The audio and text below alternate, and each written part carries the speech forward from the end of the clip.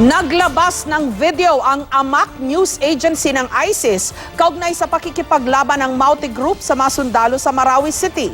Sa naturang video, makikita ang mga armadong grupo sa loob ng isang gusali habang nakikipagbarilan. Ang iba naman ay nakasakay sa pick-up na may machine gun. Sa hindi kalayuan, makikita naman ang armored personnel carrier ng militar.